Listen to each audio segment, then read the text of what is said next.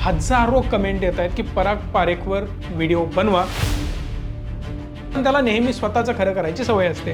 तो इतर कोणाचा सल्ला घेत नाही, कोणाचा ऐकत नाही.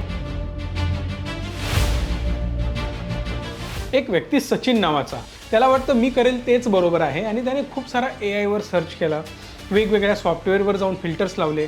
त्या फिल्टरमधून त्याला कळालं की बेस्ट म्युच्युअल फंड स्कीम कोणती आहे. त्याला वाटलं पराग पारेख फ्लेक्झिकॅप फंड ही जबरदस्त चालणारी स्कीम आहे, म्हणून आपण त्यामध्ये गुंतवणूक करूया. ॲडव्हान्स लेवलच्या गोष्टी जर कोण त्याच्यासमोर बोलायला गेलं तर तो त्यांना अक्कल शिकवतो की मी इकडे रिसर्च केला आहे, तिकडे रिसर्च केला आहे, कुठले तरी स्क्रीनशॉट काढून तो पाठवत असतो. सो या लेवलचा जो माइंडसेट आहे ना, तो लोकांना अडकवून ठेवतो. आणि म्हणूनच लास्ट व्हिडिओच्या कमेंट बॉक्समध्ये जर तुम्ही माझ्या गेलात तर तुम्हाला दिसेल हजारो कमेंट येत आहेत की पराग पारेखवर व्हिडिओ बनवा आणि इन डिटेल समजावून सांगा की नेमकं या फंडमध्ये सुरू काय आहे. मी तुम्हाला एकदम ऑनेस्ट वेनी सांगतोय, मी कुठल्याही प्रकारे आजपर्यंत पराग पारेखमध्ये गुंतवणूक केलेली नाही ना पुढे काही करण्याचा माझा पर्सनली माझ्या रिस्क प्रोफाइलिंगनुसार माझा प्लॅन आहे. माझ्या पर्सनली बोलतोय. हां, ऑन द रिचमी प्लॅटफॉर्म हार्डली बोटावर मोजण्या इतके काही लोक स्वतःहून जे इन्व्हेस्ट करतात त्यांनीच यामध्ये इन्व्हेस्टमेंट केली आहे, कारण आमचे फिल्टर्स आणि आमची AI सिस्टम्स पराग पारेखला थोडंसं लांब ठेवते जर तुमचा पोर्टफोलिओ ॲग्रेसिव्ह असेल आणि लॉंग टर्म व्हिजन असेल तर. याच्या मागची कारणं बाय डिफॉल्ट तुम्हाला पुढे बघायला मिळतील. क्वांट असेल, पराग पारेख असेल, यापासून थोडासा आम्ही डिस्टन्स का मेंटेन ठेवला आहे हे सगळं मी तुम्हाला इन डिटेल पुढे एक्सप्लेन करतोय. पण त्याआधी चॅनलला सबस्क्राईब करून बेल आयकॉनला प्रेस करायचं, कारण अशा इंटरेस्टिंग व्हिडिओ मी फक्त तुमच्यासाठी बनवत असतो. आता बेसिकली पराग पारेखची सुरुवात पारेख साहेबांनी केली. आता त्यांचं लॉजिक हे होतं की आपण जी गुंतवणूक करायची आहे ना ती व्हॅल्यू इन्व्हेस्टिंग असायला पाहिजे. आता बेसिकली व्हॅल्यू इन्व्हेस्टिंग म्हणजे मी तुम्हाला काय सांगतो, एखादी वस्तू 100 रुपयांची आहे. आपण इमॅजिन करू एक रिमोट आहे, या रिमोटची प्राईस आहे 100 रुपये. हाच रिमोट ज्या वेळेला मार्केटमध्ये 120ला असतो त्यावेळेला मला वाटतं की अरे यार घेऊयात आपण बिझनेस करण्यासाठी आणि 130ला विकून टाकू, कारण ट्रेंडिंग आहे, डिमांड वाढती आहे, म्हणून मी 130ला विकून टाकला. दिस इज कॉल्ड मोमेंटम इन्व्हेस्टिंग. पण बरेच लोक म्हणतात की अरे यार नाही, आपण एक काम करूया, याची व्हॅल्यू काय असायला पाहिजे 100 रुपये. मी 100 रुपयाला आला तरच बाय करेन, म्हणजे फेअर व्हॅल्यू मला मिळायला पाहिजे. मला वाटतं या वस्तूची किंमत एवढीच होते, याचं व्हॅल्युएशन एवढंच होऊ शकतं. दिस इज कॉल्ड व्हॅल्यू इन्व्हेस्टिंग. आणि त्या बेसिसवर पराग पारेख साहेबांनी हा फंड सुरू केला आणि त्याची लिगसी आजही सुरू आहे. पण आत्ता सध्या काय सुरू आहे हे समजून घेणं खूप गरजेचं आहे. व्हॅल्यू इन्व्हेस्टिंग म्हणजे रिझनेबल स्टॉकमध्ये गुंतवणूक करणं. आता व्हॅल्यू आणि मोमेंटम दोन्ही वेगवेगळ्या गोष्टी आहेत. ज्या वेळेला आपण मोमेंटम ट्रेडिंग करत असतो किंवा इन्व्हेस्टिंग करत असतो त्यावेळेला फंडामेंटल्स एवढे जास्त मॅटर करत नाहीत. कुठलाही स्टॉक, कुठलीही स्कीम धावण्यामागे कारण आहे डिमांड जास्त, सप्लाय तुलनेमध्ये कमी. आणि कोणताही स्टॉक खाली येण्यामागे एकमेव कारण आहे डिमांड कमी, सप्लाय जास्त. इन शॉर्ट, बाय साईडला पैसा जास्त असेल तर एखादा स्टॉक वर जातो, सेल साईडला पैसा जास्त असेल तर स्टॉक खाली जातो. उदाहरणार्थ 100 लोक खरेदी करण्यासाठी तयार आहेत पण 90च लोक विकण्यासाठी तयार आहेत तर ऑब्व्हियसली स्टॉक वर जाणार. आणि जर 110 लोक विकण्यासाठी तयार आहेत आणि 90-100 लोक बाय करण्यासाठी तयार आहेत तर तो खाली जाणार प्राइस, बिकॉज डिमांड कमी झाली आहे. मग आता या क्षणी सध्या जर तुम्ही काही काळापुरतं जर ऑब्झर्व करत आला तर तुम्हाला कळेल की मोमेंटम खूप चांगलं चालत होता, पण नंतर व्हॅल्यूचा जमाना आला, मग परत मोमेंटम चालू झाला, परत व्हॅल्यूचा जमाना आला. ही सायकल कंटिन्यू सुरू असते. सो आता सध्या जर तुम्ही बघाल तर मोमेंटम ॲग्रेसिव्ह सुरू होतं, कारण ज्या स्टॉकमध्ये दम आहे, in terms of chart breakout देऊन वर जातोय, अशाच स्टॉकमध्ये गुंतवणूक खूप जास्त म्युच्युअल फंड करतायत किंवा रिटेल इन्व्हेस्टर किंवा आमच्यासारखे सुद्धा खूप काही बकेट्समध्ये तशा प्रकारची गुंतवणूक करतायत. पण पराग पारेखनी क्लिअरली सांगितलं आहे आमची स्ट्रॅटेजी सिम्पल आहे, आम्ही व्हॅल्यू इन्व्हेस्टिंगच करतो. आणि त्यांनी आता एक लेटर दिलं रिसेंटली. या लेटरमध्ये कळालं, जसं मी तुम्हाला सचिनचं उदाहरण दिलं तर त्याला रिटर्न्स मिळाले हार्डली -2% गेल्या 1 वर्षामध्ये. आणि डोक्याला हात लावला, अरे यार मी -2-3% चाललंय काय नेमकं. FDने तर +7%, 8% रिटर्न दिलेत, FDपेक्षा खराब परफॉर्म करतोय. आता ज्या वेळेला क्रिटिसाइज करायला सुरुवात झाली त्यावेळेला पराग पारेखकडून एक लेटर आलं आणि त्यांनी क्लिअर केलं की हे वाचण्याची सुद्धा गरज नाही, सगळं काही व्यवस्थित चालू आहे. आणि हे बऱ्याच लोकांना रूढ वाटलं की ज्या प्रकारे तुम्ही आन्सर करताय आणि ज्या प्रकारे सुरुवात करताय हे कुठंतरी चुकीचं आहे. आणि बऱ्याच लोकांनी मला क्वेश्चन पण विचारले, त्याचं मी आन्सर तुम्हाला देणार आहे की लोकांचं म्हणणं काय आहे, हा फंड समवेअर अराउंड 82,000 कोटीचा होता 2024 मध्ये, आता तो डायरेक्ट 1,64,000 कोटीला का गेला. म्हणजे त्याच्यामध्ये व्हॅल्यू वाढली पण मला रिटर्न मायनसमध्ये का दिसत आहेत? ॲक्च्युली फंड तर खूप मोठा झाला आहे, याचा अर्थ मला रिटर्न जास्त मिळायला पाहिजे होते. मी सिम्पल लॉजिक तुम्हाला एक्सप्लेन करतो आहे. बेसिकली जे 82,000 कोटी होते ना ते इन्व्हेस्टेड होते आणि त्याने रिटर्न ॲक्च्युली निगेटिव्ह दिले. दॅट्स वाय 82,000 कोटीच्या ऑलमोस्ट 82,000 कोटीच राहिले. आपण समजून चालू ऑलमोस्ट झिरो रिटर्न आहेत. -2% म्हणजे तुम्ही आपण 1-2% अजून मायनस करू शकता. म्हणजे समवेअर अराउंड 820 म्हणजे 1640 कोटी यातून मायनस झाले. म्हणजे 80,000 कोटीच्या आसपास तो आला असेल. पण ॲक्च्युली फंड मायनस असताना त्याची व्हॅल्यू का वाढली? तर ॲक्च्युली या दोन गोष्टी वेगवेगळ्या आहेत. काय तर फंडचा AUM ॲसेट अंडर मॅनेजमेंट 82,000 कोटी हा AUM होता, ना की रिटर्न्स. समजतंय? याचा अर्थ लोकांनी SIP केली, लोकांनी लमसम ॲड केली, त्यामुळे या फंडची साईज वाढत गेली आणि परिणामी आज 1,64,000 कोटीचा हा फंड बनला आहे. तुम्हाला माहिती आहे कंपनी यातून किती मिळवते? ऑलमोस्ट 1,000 ते 1,500 कोटी रुपयांचे चार्जेस ही कंपनी कमवते. मग लोक म्हणतात एवढे चार्जेस जर तुम्ही घेताय तर त्या प्रमाणात रिटर्न्स पण तुम्ही डिलिव्हर करायला पाहिजे. पण ज्या वेळेला रिटर्न्सचा विषय निघाला त्यावेळेला मी यांचा पोर्टफोलिओ एकदम डीप लेवलला जाऊन ॲनालाइज करायला सुरुवात केली. यांची फिलॉसॉफी, यांचा पोर्टफोलिओ, मग पुढे हे काय करणार आहेत, आत्ता करंट फोलिओ कसा आहे, लास्ट रिबॅलन्सिंग यांनी काय केलं, नवीन कुठले स्टॉक ॲड केले आणि कोणते काढून टाकले, याचाही डिटेल अभ्यास मी केला आणि मला बऱ्याच गोष्टी यातून कळाल्या. आत्ता सध्या जर तुम्ही बघितलात तर कंपनीला क्रिटिसाइज केलं जाऊ लागलं बिकॉज ऑफ कॅश पोझिशन. 15 ते 25% कॅश घेऊन बसलाय. 2024 याच गोष्टीसाठी त्यांना ॲप्रिशिएट केलं जात होतं. कारण म्युच्युअल फंडमध्ये जर तुम्ही बघितलात तर एन नरेन यांनी बऱ्याच कमेंट केलेल्या होत्या की स्मॉल कॅप पडणार आहे वगैरे वगैरे, आणि स्मॉल कॅप खरोखर खाली येत होता. या वेळेला यांच्याकडे कॅश पोझिशन खूप चांगली होती. त्यावेळी लोकांनी म्हटलं की अरे वा बढिया डिसिजन, तुम तो कॅश पे बैठ गए, व्हॅल्यू इन्व्हेस्टिंग यालाच म्हणतात, जबरदस्त डिसिजन आहे, परफेक्टली फाईन. पण आज त्याच कॅश पोझिशनला क्रिटिसाइज केलं जातं बिकॉज तोच स्मॉल कॅप ॲग्रेसिव्हली वर गेलाय आणि खूप चांगले रिटर्न्स पण डिलिव्हर करतोय. दुसरं खूप महत्त्वाचं ॲप्रिशिएशन त्यांना मिळालं ते म्हणजे इंटरनेटच्या जगामध्ये ते जे इन्व्हेस्टिंग करतायत इनोव्हेटिव्हली, कुठे फॉरेन इक्विटीजमध्ये.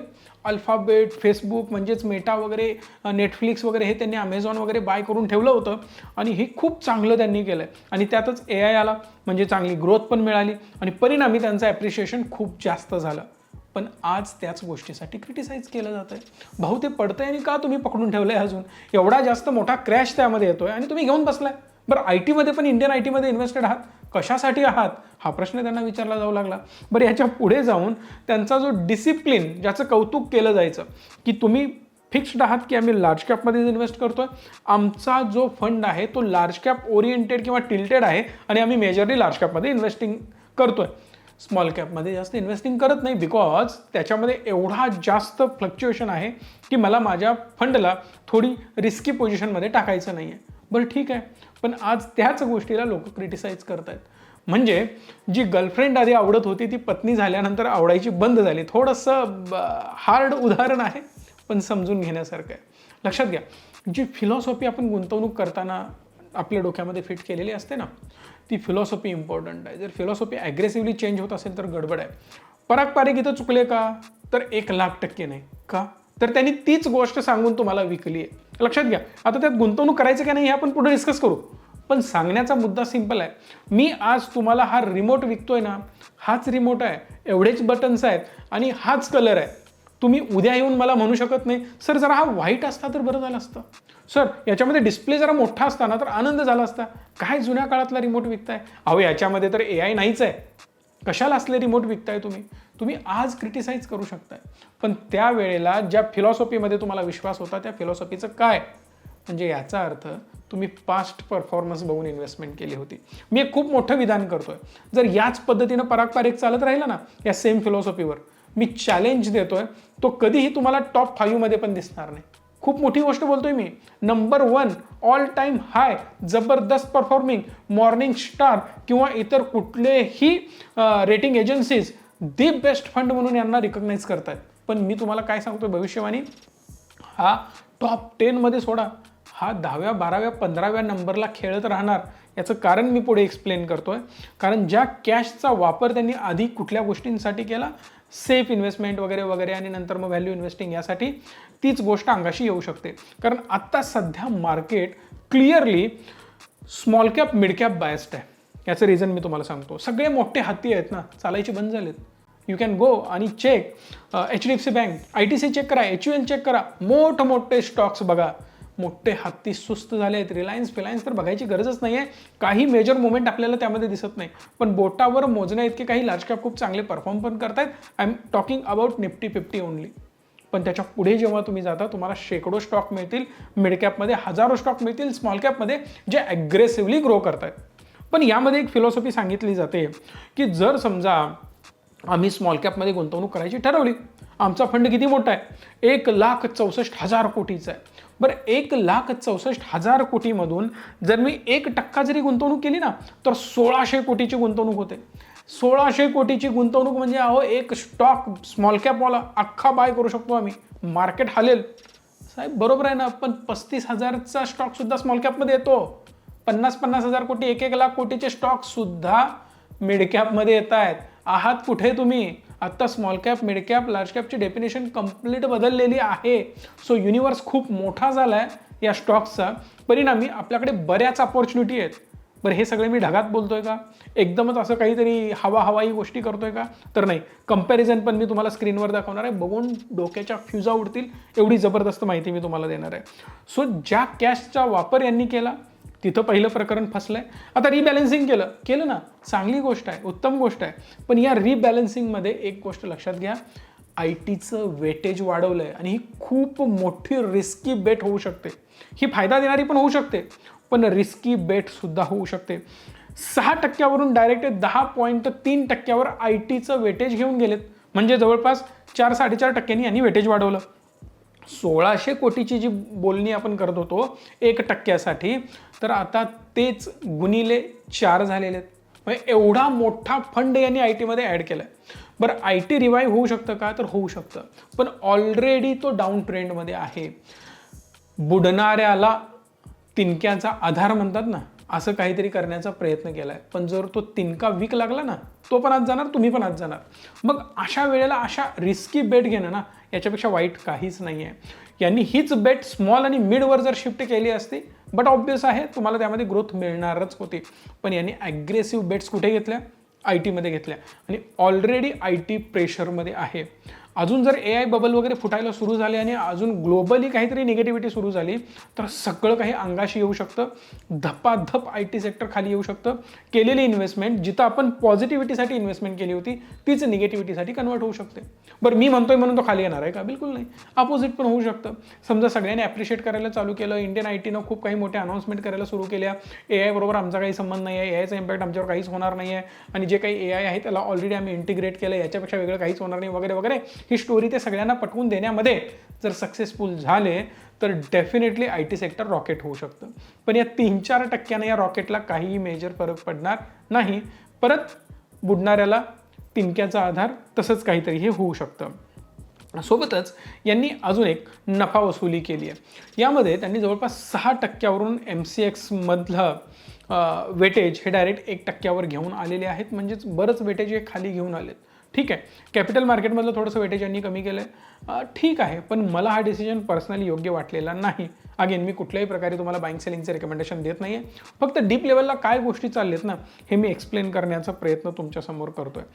मी तुम्हाला यांचे रिटर्न्स दाखवतो, जे बघून तुम्हालाही आश्चर्याचा धक्का बसेल. ऑलमोस्ट गेल्या 3 वर्षात यांनी 13%चा CAGR दिला आहे. पण गेल्या 1 वर्षांमध्ये -2.17, 6 महिन्यामध्ये 2.5%, 1 महिन्यामध्ये -0.17, कन्सिस्टंटली निगेटिव्ह रिटर्न्स हे देत आहेत. बरं, याच्या पुढे मी तुम्हाला दाखवतो की नंबर 1 कोण आहे सध्या. मी यांचे ऑलमोस्ट 5 वर्षाच्या ऐवजी आपण 5 वर्षांमध्येही बघू शकतो. बघा, number 1 highest return bank of India, ICICI, HDFC, Motilal, HSBC, quant वगैरे वगैरे, ह्या सगळ्यांच्या लिस्टमध्ये बघा खूप खाली कुठेतरी पारख आलेला आपल्याला पाहायला मिळतोय. बरं, मी याला 3 वर्षाचा फिल्टर लावतो आणि 3 वर्षांमध्ये आपण कम्पेअर करून बघूया. तरीसुद्धा वर ITI, नंतर ICICI, bank of India, again वर आहे म्हणून ज्या लोकांनी पारखमध्ये गुंतवणूक केली होती ना त्यावेळेला, त्यांनीच आज डोक्याला हात लावलेला आहे किंवा त्याच पश्चाताप करण्याची वेळ त्यांच्यावर आली आहे. बघा किती खाली आहे अजून, एवढ्यात जास्त खाली हा येऊन पडलाय, फक्त 5% रिटर्न. पण अजून जर मी याला फिल्टर लावला 1 वर्षाचा तर तो खूप जास्त खाली गेलेला आपल्याला बघायला मिळतोय. याचा अर्थ back to back bad performance आपल्याला या पर्टिक्युलर फंडचा बघायला मिळतोय. ऑलमोस्ट शेवटीच आहे. The worst return, the worst performance ही कंपनी ही स्कीम करते. समजतंय तुम्हाला? सगळ्यात लास्टला आहे हा फंड. विचार करा, शेवट नंबर पूर्ण वर्गात, एवढा खराब परफॉर्मन्स आता सध्या याचा सुरू आहे. पण याला कारणीभूत गोष्टी कोणत्या आहेत हे पण मी तुम्हाला दाखवतो डायरेक्ट पोर्टफोलिओवरून. जर तुम्ही यांचा पोर्टफोलिओ आणि याचा ॲसेट ॲलोकेशन जर बघितलं तर 91% इन्व्हेस्टमेंट ही लार्ज कॅपमध्ये आहे. बाय द वे, लार्ज कॅपमध्ये खूप कमी वेटेज यांना अजून करता येऊ शकलं असतं. मिड स्मॉलला अजून इझिली 20-30% वाढवू शकले असते. पण हे न करता यांनी कारभार उलटा करण्याचा ठरवला आहे, कारण एकदम सेफ जायचं आहे. ब्ला ब्ला ब्ला, तीच सचिन साहेबांची स्टोरी, असंच काहीतरी यांचं चाललंय. बरं, ह्यात मेजर गेम लक्षात घ्या. स्टॉक जर तुम्ही बघितले ना यांचे, अजून डोक्याला हात लावाल. HDFC बँक, याला त्यांनी 7.5%चं वेटेज दिलंय. जस्ट इमॅजिन, 1600 गुणिले 7.5, जवळपास आपण म्हणू शकतोय 1696, 10,000, 12-13,000 कोटी एकाच स्टॉकमध्ये टाकले. Just imagine. HDFC बँक, आणि सगळ्या जगाला माहिती आहे HDFC कसा परफॉर्म करतोय. बरं, पॉवर ग्रीडमध्ये 6%, ITC सगळ्यात मोठा हत्ती आहे, तो कसा परफॉर्म करतोय, त्यामध्ये ऑलमोस्ट 5.74%, ICICIमध्ये 5.5%, कोल इंडिया 5%, बजाज होल्डिंग्स ऑलमोस्ट 5%. आता इथे आला बघा अल्फाबेट 4.33%. ग्लोबल इन्व्हेस्टिंग, कळतंय तुम्हाला हे काय कुठल्या लेवलला जात आहे. त्यानंतर डायरेक्ट HCL टेक्नॉलॉजीज, परत IT मध्ये हेवी इन्व्हेस्टमेंट आली. कोटक बँक आहे, महिंद्रा अँड महिंद्रा, लगेच इन्फोसिस आला. हे जे स्टॉक्स त्यांना आत घेऊन येत आहेत ना, मग TCS सुद्धा इकडे लगेचच आहे. बाकी टाटा मोटर असेल किंवा भारती एअरटेल असेल किंवा मारुती सुझुकी असेल, ॲक्सिस बँक असेल, याबद्दल माझं काही म्हणणं नाही आहे. पण बरेच स्टॉक यांना अडचणीत घेऊन येत आहेत. पण याला आपण कम्पेअर करायला पाहिजे ना कोणाबरोबर तरी. ITI जसा नंबर 1 आपल्याला दिसला, तर फक्त लार्ज कॅपमध्ये 52% वेटेज दिलं यांनी. पण याच्या पुढे जाऊन मिड कॅपला 16 आणि स्मॉल कॅपला 28-29% वेटेज आहे. चला अजून बघूयात बाकी कोण कसं करत आहे. ICICI प्रुडेन्शियलचा जो फ्लेक्झी कॅप आहे त्यामध्ये 65% लार्ज कॅप, मिडला 10 आणि स्मॉलला 25. पण यांचे स्टॉक्स पण बघा, मी तुम्हाला इंटरेस्टिंग गोष्टी दाखवतो. TVS Motor, ICICI Bank, Maruti Suzuki, Avenue Supermart, Eternal, HDFC Bank केवढ्या खाली येतोय बघितलं तुम्ही. TVS मोटरला 10% वेटेज, आणि TVS मोटरचा जाऊन चार्ट बघा साहेब. याला म्हणतात कन्व्हिक्शननी हायेस्ट फास्टेस्ट ग्रोईंग स्टॉकमध्ये मेजर वेटेज ठेवणं. स्टॉक खूप चांगला परफॉर्म करतोय, पण मी त्यात 100 रुपये टाकलेत. अरे कधीच रिटर्न नाही बनणार. पण स्टॉक खूप चांगला परफॉर्म करतोय, पण मेजर पैसा माझा त्या स्टॉकमध्ये, जबरदस्त रिटर्न बनणार. कळतंय तुम्हाला? या प्रकारे हा फोलिओ तुम्हाला दिसतो. क्वांटने सुद्धा चांगलं परफॉर्म केले. जर तुम्ही क्वांटचा फोलिओ बघितला, 75 लार्जमध्ये आहे, मिडमध्ये 15 आणि स्मॉलमध्ये 8.5% आसपास. पण यांचे स्टॉक्स बघा, संवर्धना मदरसन असेल किंवा अदानी एंटरप्राइजेस आहे, अदानी पॉवर आहे, अरबिंदो फार्मा आहे, ICICI ॲसेट मॅनेजमेंट आहे, अदानी एनर्जी असेल, अदानी ग्रीन एनर्जी, भारती एअरटेल, अदानींवर खूप जास्त प्रेम असलेलं बघायला मिळतं. मग आता ही सुद्धा एक रिस्की बेट होते. कळतंय तुम्हाला? जर अदानी ग्रुपवर काही मोठे आरोप झाले आणि अंगाशी आलं तर प्रकरण खूप मोठ्या अंगाशी येऊ शकतं. आणि ऑलरेडी क्वांट प्रॉब्लेममध्ये आहे, हे तुम्हाला पण माहिती आहे. प्रॉब्लेममध्ये असताना पण अशा घाणेरड्या बेट्स घेणं ना, हे जबरदस्त अंगाशी येतं. आणि हे मी वारंवार सांगतोय. 10, 12, 13% average return if you want, तुम्ही अशा फंडमध्ये इन्व्हेस्टेड राहू शकता. आणि जर बाकीचे फंड बढिया परफॉर्म करतायत तर हा त्याच्याबरोबर बीट करू शकणार नाही. हा खूप खाली असणार आहे. पुढचा फंड 20% देईल ना, टॉपमध्ये असणार आहे, तर हा 12, 13, 10%वर पण असू शकतो. 40-50% अंडर परफॉर्म करणं not a joke with peer comparison, हा खूप खराब परफॉर्मन्स मानला जातो. पण ज्यांची फिलॉसॉफी आहे किंवा ज्यांना वाटतं 10-12% इनफ फॉर मी, त्यांनी बिनधास्त अशा फंडमध्ये इन्व्हेस्ट करावं, काही इश्यू नाही आहे. पण ज्यांना थोडंसं ॲग्रेसिव्ह जायचं आहे त्यांनी कधीही प्रॉपर ॲनालिसिस करून फंड चूज करणं किंवा स्कीम चूज करणं गरजेचं आहे. आणि परत एकदा सांगतोय, आम्ही मदत करतोय without any cost, free of cost. काही मदत लागली कॉल करा, आमची टीम तुम्हाला हेल्प करू शकते. या व्हिडिओला लाईक, शेअर आणि चॅनलला सबस्क्राईब हक्कानी करा आणि असेच व्हिडिओना सपोर्ट करत राहा. धन्यवाद. Stay tune and stay positive.